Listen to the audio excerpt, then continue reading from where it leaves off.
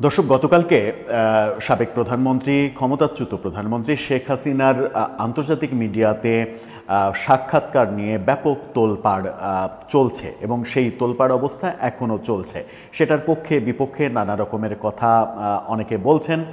শেখ হাসিনার যারা বিপক্ষে তারা তাদের মতো করে ব্যাখ্যা করছেন, শেখ হাসিনার যারা পক্ষে তারা তাদের মতো করে ব্যাখ্যা দাঁড় করিয়ে বলার চেষ্টা করছেন যে এটা একটা বড় অর্জন, ক্ষমতাচ্যুত হওয়ার পরে 14.5 মাসের মাথায় এসে এটা শেখ হাসিনা এবং আওয়ামী লীগের রাজনৈতিকভাবে একটা বড় অর্জন।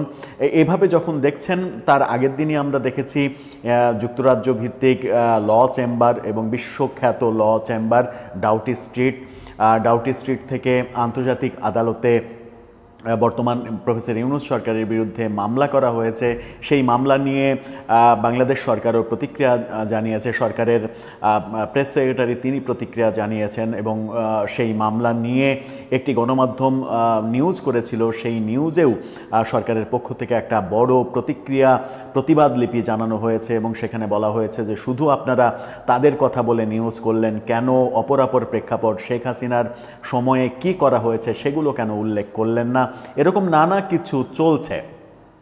গতকালকে আমরা কি দেখলাম যে রয়টার্স, এএফপি, দ্য ইন্ডিপেন্ডেন্টের মতো মানে ফ্রান্স, আমেরিকা যুক্তরাজ্যের 3টি প্রতিষ্ঠিত সংবাদ মাধ্যম, সেই সংবাদ সংস্থা থেকে যখন সাক্ষাৎকার প্রকাশ হলো এবং তাদের রেফারেন্স নিয়ে অন্তত 15-20টি আন্তর্জাতিক গণমাধ্যমে একই দিনে সাক্ষাৎকার প্রকাশিত হলো।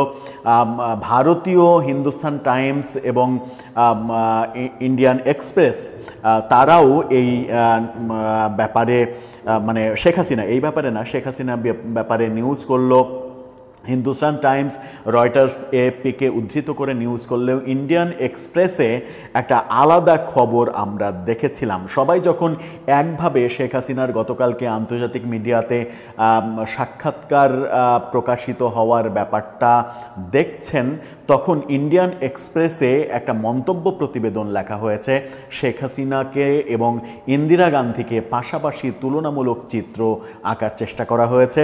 সৈয়দ মুনির খসরু নামে একজন খ্যাতিসম্পন্ন কলামিস্ট, তিনি এই মন্তব্য প্রতিবেদনটা লিখেছে। ব্যক্তিগতভাবে সেটা পড়ে, ইংরেজিতে লেখা সেই প্রতিবেদন, সেটা পড়ে আমার যথেষ্ট ভালো লেগেছে। আবার গতকালকে যে আন্তর্জাতিক সংবাদ সংস্থাগুলোতে যে খবর, সেই খবরের পাশাপাশি আমরা মানে সেই খবরে যখন শেখ হাসিনার শুধুমাত্র সাক্ষাৎকার প্রকাশ করা হলো এবং শেখ হাসিনার সাক্ষাৎকার প্রকাশের ক্ষেত্রে তার মানে পজিটিভ ছবি, যেমন রয়টার্সে শেখ হাসিনাকে কোনো একটা দেশের রাষ্ট্রীয় সফরে গার্ড অফ অনার দেয়া হচ্ছে, সেই ছবি ব্যবহার করা হয়েছে। রয়টার্সের ফেসবুক পেজে সেই মানে নিউজের পোস্টটা 2বার পোস্ট করা হয়েছে ফেসবুকে, যেটা রয়টার্স সাধারণত করে থাকে না।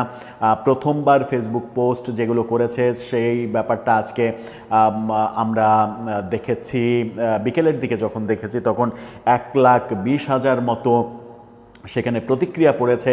সেই প্রতিক্রিয়াতে আমরা দেখেছি যে 26,000 মতো হাহা রিয়্যাক্ট পড়েছে, অর্থাৎ 26,000 মতো শেখ হাসিনা বিরোধী রিয়্যাক্ট পড়েছে। বাকিগুলো কিন্তু লাভ রিয়্যাক্ট, লাইক এবং কেয়ার রিয়্যাক্ট পড়েছে। এটাও একটা সিগনিফিক্যান্ট ব্যাপার যে সেই কারণেই হয়তো রয়টার্স এই পোস্টটা দ্বিতীয়বার আবার পোস্ট করেছে ফেসবুক পেজে। কোনো নিউজের পোস্ট, একই নিউজের পোস্ট 2বার ফেসবুকে পোস্ট করা, এটাও একটা গুরুত্বপূর্ণ ব্যাপার। সেই ব্যাপারগুলো যখন দেখছি তখন মজার ব্যাপার হচ্ছে যে একই দিনে আল জাজিরা এই সংবাদ সংস্থাগুলোকে উদ্ধৃত করে নিউজ করেছে শেখ হাসিনাকে নিয়ে। সেই নিউজে আল জাজিরা শেখ হাসিনার যে বিকৃত ছবি ব্যবহার করেছে সেটাও আবার আমলে নেওয়া উচিত, যে আল জাজিরা শেখ হাসিনাকে কিভাবে উপস্থাপন করলো। যখন রয়টার্স, এএফপি, ইন্ডিপেন্ডেন্টের মতো বিশ্ববরেণ্য সংবাদ সংস্থা পজিটিভলি না, কোনো পক্ষপাতহীনভাবে শুধুমাত্র তার সাক্ষাৎকার প্রকাশ করেছে যে তিনি কি বলতে চান তাদের প্রশ্নের উত্তরে। আল জাজিরা তখন একেবারেই শেখ হাসিনার বিপক্ষে গিয়ে তারা পোস্ট করেছে। আমি ইন্ডিয়ান এক্সপ্রেসের প্রসঙ্গে আসব। আল জাজিরার পোস্টটা একটু দেখে নিন মূল আলোচনায় যাওয়ার আগে। আল জাজিরার পোস্টটা দেখলেই বুঝতে পারবেন, সেখানে তারা বলছে শেখ হাসিনার একটা বিকৃত ছবি, পাশে আরও কিছু গ্রাফিতি ব্যবহার করে তারা নিউজটা করেছে। বাংলাদেশের fugitive ex leader warns of mass voter boycott in 2026 poll, মানে ভোট বয়কটের কথা যেটা বলেছেন তিনি রয়টার্সকে, সেই শিরোনামটাই এখানে করা হয়েছে, কিন্তু শেখ হাসিনার বিকৃত ছবি ব্যবহার করা হয়েছে। এবং এই নিউজটার মাধ্যমে আল জাজিরা বুঝিয়ে দিল যে তারা শেখ হাসিনার বিপক্ষে অবস্থান করছে।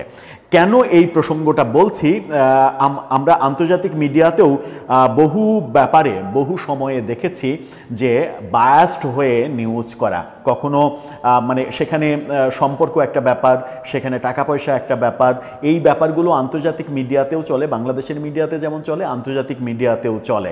যখন আল জাজিরা শেখ হাসিনার এগেনস্টে এরকম একটা নিউজ করলো, তখন আমরা দেখলাম রয়টার্স, এএপি, ইন্ডিপেন্ডেন্ট, তারা শেখ হাসিনার পক্ষে বিপক্ষে কোনো দিকে না গিয়ে নিরপেক্ষভাবে নিউজ করলো। আল জাজিরা বিপক্ষে গেল, আবার কোনো গণমাধ্যমকে দেখবো আমরা শেখ হাসিনার পক্ষে নিউজ করছে, যেমন ইন্ডিয়ার কিছু গণমাধ্যমকে দেখাই যায়। সেই ক্ষেত্রে সম্পর্ক প্রাধান্য পায় নাকি অর্থকরীর লেনদেনে এই ব্যাপারগুলো হয় আন্তর্জাতিক মিডিয়াতেও, সেই ব্যাপারটাও গুরুত্বপূর্ণ। চলে আসবো আমরা ইন্ডিয়ান এক্সপ্রেসের যে মানে মন্তব্য প্রতিবেদন এবং ইন্দিরা গান্ধীর সঙ্গে শেখ হাসিনার যে তুলনামূলক চিত্র আঁকার চেষ্টা করা হয়েছে, সেই আলোচনাটাই মুখ্য। সেই আলোচনা করে বোঝার চেষ্টা করব যে শেখ হাসিনা রয়টার্স সহ অন্যান্য সংবাদ মাধ্যমে দেয়া সাক্ষাৎকারে 2024-এর ঘটনার পরিপ্রেক্ষিতে যে ক্ষমা চাইলেন না এবং দৃঢ় অবস্থান ব্যক্ত করলেন, সেটাতে তার লাভ হলো নাকি ক্ষতি হলো। থাকবেন পলিটিক্স টিভির নিয়মিত আয়োজনে।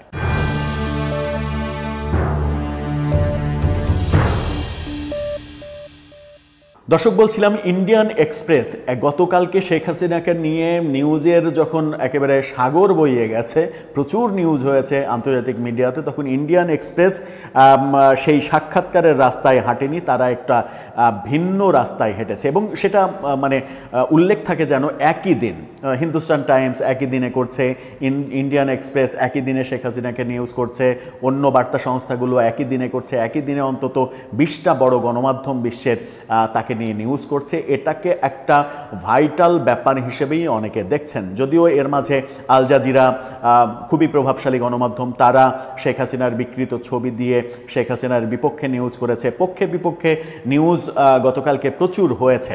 ইন্ডিয়ান এক্সপ্রেস কি বলছে, সেই নিউজটাও শেখ হাসিনার বিপক্ষে চলে গেল নাকি আওয়ামী লীগ যারা করেন তারা এই নিউজটাকে আমলে নিয়ে ব্যাপারটা একটু ভেবে দেখবেন। ইন্ডিয়ান এক্সপ্রেসের ফটোকার্ডটা দেখলেই তাদের শিরোনামটা আপনারা দেখে নিতে পারবেন।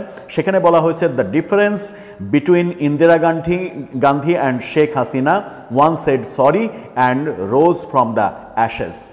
খুবই ইম্পর্টেন্ট একটা কথা বলেছেন সেখানে, মানে বাংলা করলে যেটা দাঁড়ায় সেটা হচ্ছে ইন্দিরা গান্ধী এবং শেখ হাসিনার মধ্যে পার্থক্য, একজন দুঃখিত বললেন এবং ছাই থেকে উঠে দাঁড়ালেন। অর্থাৎ ইন্দিরা গান্ধী তার পতনের পরে তিনি তার যে কারণে পতন হয়েছিল সেই পতনের কারণটা তিনি অনুধাবন করতে পেরেছিলেন, জনগণের কাছে ক্ষমা চেয়েছিলেন। ক্ষমা চাওয়ার মাধ্যমে জনগণ কিন্তু 3 বছরের মাথাতেই তাকে আবার রাষ্ট্র ক্ষমতায় নিয়ে এসেছিল। এই লেখক তিনি সেই উদাহরণটাই টানতে চাইছেন। সেই উদাহরণটা টেনে তিনি বলতে চাইছেন যে দক্ষিণ এশিয়ার রাজনীতি পারিবারিক রাজবংশ দ্বারা গঠিত হয়েছে। ভারতের নেহেরু বংশ থেকে শুরু করে বাংলাদেশের শেখ পরিবার, পাকিস্তানে ভুট্টো পরিবার থেকে শুরু করে শ্রীলঙ্কার রাজাপাকসে পর্যন্ত বেশিরভাগ ক্ষেত্রেই তারা উত্তরাধিকার এবং কেন্দ্রীভূত কর্তৃত্বের উপরে নির্ভর করেছে। ইন্দিরা গান্ধী এবং শেখ হাসিনা ছিলেন তাদের পিতার রাজনৈতিক উত্তরাধিকার দ্বারা ক্ষমতাপ্রাপ্ত 2 শাসক। ইন্দিরা গান্ধী ছিলেন বিশ্বব্যাপী মর্যাদা সম্পন্ন একজন নেত্রী এবং তার সময়ের সব সবচেয়ে শক্তিশালী নারী নেতৃত্বের একজন। জাতীয় এবং আন্তর্জাতিক উভয় স্তরে তার প্রভাবের জন্য ব্যাপকভাবে স্বীকৃত ছিলেন তিনি। টাইম ম্যাগাজিন তাকে বিংশ শতাব্দীর নবম সবচেয়ে শক্তিশালী নারী হিসেবে স্থান দিয়েছে। আয়রন লেডি ডাক নামে অভিহিত ইন্দিরা গান্ধী যখন ভারত খাদ্য সংকট এবং রাজনৈতিক অস্থিরতার মুখোমুখি ছিল তখন ক্ষমতায় এসেছিলেন। তার উচ্চাভিলাষী সংস্কার, সবুজ বিপ্লব, ব্যাংক জাতীয়করণ এবং শীতল যুদ্ধের সময় শক্তিশালী বৈদেশিক নীতির অবস্থান তাকে একজন নির্ণায়ক নেত্রী হিসেবে সংজ্ঞায়িত করেছিল। অর্থাৎ ইন্দিরা গান্ধীর সফলতার দিকগুলো তিনি তুলে ধরছেন। অন্যদিকে শেখ হাসিনার কথা যেটা বলছেন যে শেখ হাসিনা প্রবৃদ্ধি ও উন্নয়নের উপরে জোর দিয়েছিলেন, প্রায়শই বৃহৎ অবকাঠামো প্রকল্প এবং স্থিতিশীল অর্থনৈতিক অগ্রগতিকে জাতীয় অগ্রগতির লক্ষণ হিসেবে তুলে ধরেছিলেন। বাংলাদেশের মাথাপিছু জিডিপি 2009 সালে ছিল মাত্র $800, সেটা 2023 সালে বেড়ে $2800 নিয়ে যেতে পেরেছিলেন তিনি, যা এশিয়ার দ্রুততম বর্ধনশীল অর্থনীতির মধ্যে স্থান করে নিয়েছিল। অর্থাৎ এশিয়ার দ্রুততম বর্ধনশীল অর্থনীতি, যেটা মাথাপিছু আয় যে পরিমাণে বেড়েছে সেটাতে বাংলাদেশ আখ্যা পেয়েছিল। ধর্মীয় উগ্রবাদ, জঙ্গিবাদ এবং সন্ত্রাসবাদের বিরুদ্ধে লড়াই, যা স্পষ্টতই 2016 সালে যে হলি আর্টিজান হামলা হয় তারপরে জঙ্গিবাদকে নিয়ন্ত্রণ করা, এই জঙ্গিবাদের ব্যাপারগুলোকে নিয়ন্ত্রণ করে দেশকে স্বাভাবিক পর্যায়ে নিয়ে আসা, এই ব্যাপারগুলোতেও তার মানে সফলতা ছিল। আবার ইন্দিরা গান্ধী এবং শেখ হাসিনা উভয়ই রাজনৈতিক উত্থানের মুখোমুখি হয়েছিলেন যা তাদের কর্তৃত্বের সীমা পরীক্ষা করেছিল। অর্থাৎ দুইজনই একটা ক্রাইসিস মোমেন্ট ফেস করেছিলেন। সেটা কি বলছে যে তাদের সেই কর্তৃত্ববাদী শৈলী শেষ পর্যন্ত কেবল তাদের উত্তরাধিকারী নয়, তাদের ভাগ্যকেও গঠন করেছিল। 1975 সালের ইন্দিরা গান্ধীর কথা বলা হচ্ছে। 1975 সালের জরুরি অবস্থা এবং 2024 সালের বর্ষা বিপ্লবের সময় গান্ধী এবং হাসিনা যথাক্রমে দমনপীড়নের মাধ্যমে প্রতিক্রিয়া জানিয়েছিলেন, বিশ্বাস করেছিলেন যে রাষ্ট্রীয় শক্তি ভিন্ন মতকে দমন করবে এবং ক্ষমতায় তাদের দখল নিশ্চিত করবে। অর্থাৎ ইন্দিরা গান্ধী যে দমন নীতি নিয়েছিলেন সেই সময় 2024-এ শেখ হাসিনাও একই দমন নীতি নিয়েছিলেন, মনে করেছিলেন যে এই দমন নীতি এটাই আসলে নিয়ম। সে তবুও পরবর্তীকালে তাদের পথ সম্পূর্ণ দুই দিকে গিয়েছিল। খুবই সিগনিফিক্যান্ট একটা পয়েন্ট, সেটা হচ্ছে দুইজন একই নীতি অবলম্বন করেছিলেন, কিন্তু সেই নীতি অবলম্বন করার পরে দুইজন আবার দুই ভিন্ন পথে গিয়েছেন। ভিন্ন পথটা কি? 1975 সালে নাগরিক স্বাধীনতা স্থগিত করা হয়েছিল, সংবাদপত্রের উপরে সেন্সরশিপ জারি করা হয়েছিল। ইন্দিরা গান্ধী জরুরি অবস্থা ঘোষণা করার সময় ভারতে হাজার হাজার রাজনৈতিক বিরোধীকে কারাগারে পাঠানো হয়েছিল। সেই সময় ভিন্ন মতাবলম্বী 1 লাখেরও বেশি মানুষকে কারাগারে নেওয়া হয়েছিল। অভ্যন্তরীণ নিরাপত্তা রক্ষণাবেক্ষণ আইনের অধীনে 34,998 জন এবং ভারতীয় প্রতিরক্ষা বিধির অধীনে 75,818 জনকে গ্রেপ্তার করা হয়েছিল। তার দমননীতি শাসন সত্ত্বেও ইন্দিরা গান্ধী অবশেষে 77 সালে জরুরি অবস্থা প্রত্যাহার করেন এবং অবাধ সুষ্ঠু নির্বাচন অনুষ্ঠান করেন, যেখানে তিনি তার সরকার এবং তার নিজস্ব সংসদীয় আসন সব কিছুই হারিয়ে ফেলেন। অর্থাৎ 1977 সালে তিনি তারপরেও এত কর্মকাণ্ডের পরেও তিনি নির্বাচন দেন এবং সেই নির্বাচনে তিনি হেরে যান। এই মানে যেটা তিনি সম্পূর্ণ নম্রতার মাধ্যমে জনগণের রায় মেনে নিয়েছিলেন।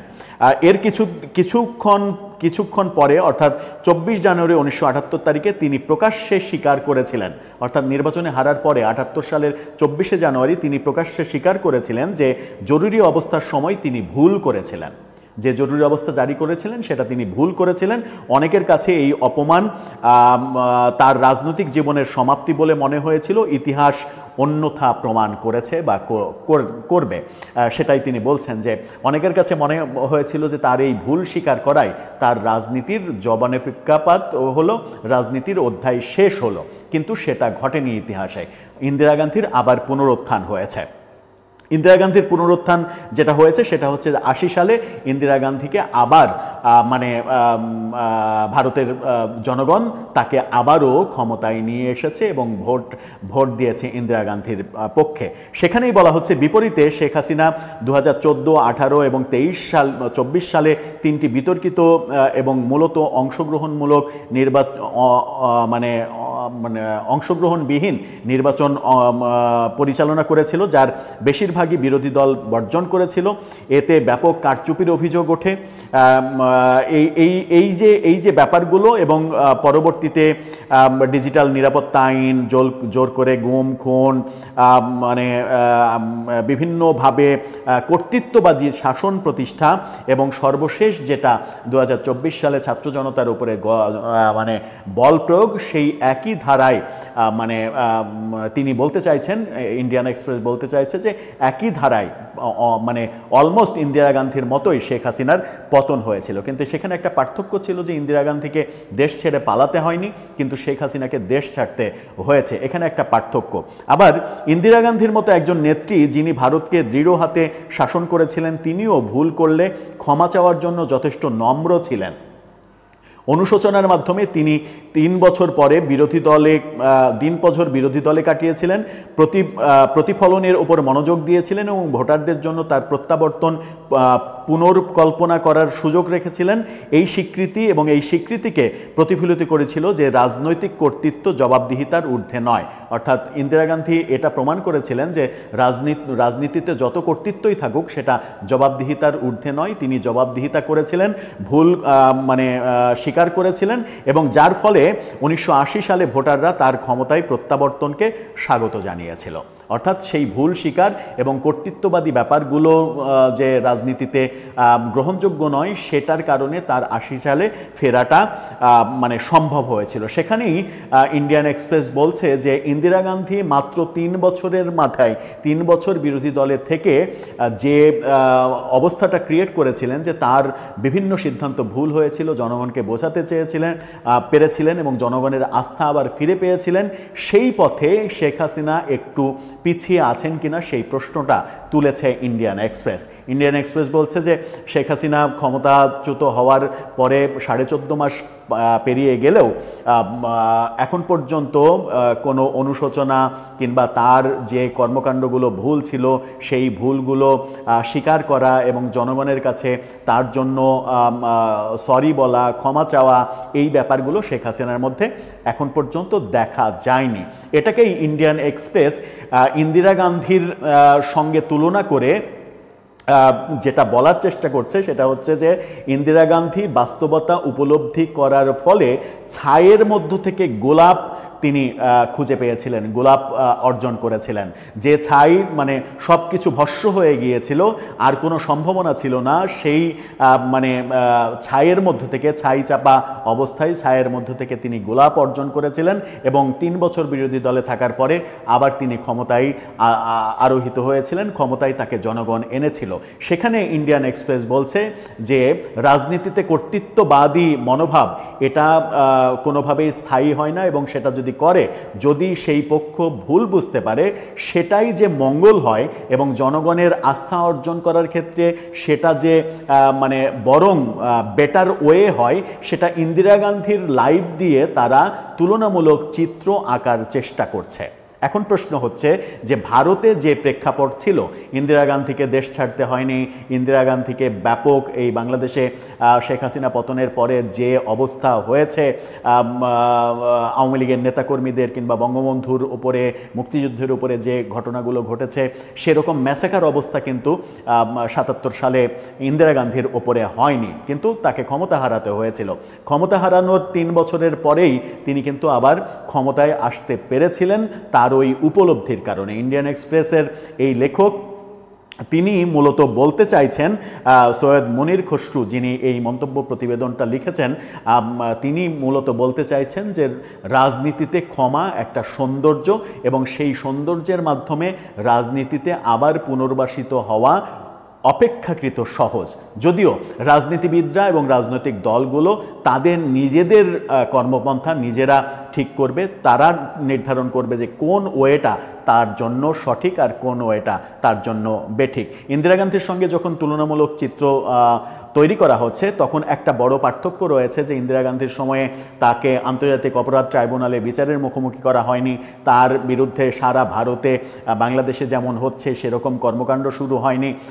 সেরকম অবস্থায় শেখ হাসিনা যদি ভুল স্বীকার করেন, তিনি যদি মনে করেন 24-এর গণ আন্দোলন দমন করা এবং এই হত্যাকাণ্ড এগুলো মানে তিনি করেছেন এবং সেটা ভুল করেছেন, তাহলে যে বিচার প্রক্রিয়া চলছে সেই বিচার প্রক্রিয়ায় প্রমাণ করাটা আরও বেশি সহজ হয়ে যাবে এবং নিশ্চিত করেই তাকে সাজার মুখে পড়তে হবে, দল আরও বিপদে পড়বে, এরকম ভাবনা তার মাথার মধ্যে হয়তোবা কাজ করছে বলেই তিনি গতকালকে রয়টার্স সহ যে 3টি বড় সংবাদ সংস্থায় সাক্ষাৎকার দিলেন, সেখানে তিনি ক্ষমা চাওয়ার প্রসঙ্গে বলেছেন যে তিনি ক্ষমা চাইবেন না এবং এই নির্বাচনে অংশগ্রহণ করতে না দিলে নির্বাচন বয়কট করবেন এবং পরবর্তী সরকার এই নির্বাচনের মাধ্যমে যারা আসবে সেই সময়ও তিনি দেশে ফিরবেন না। এখন দেখার বিষয় যে আওয়ামী লীগের রাজনীতি, শেখ হাসিনার রাজনীতি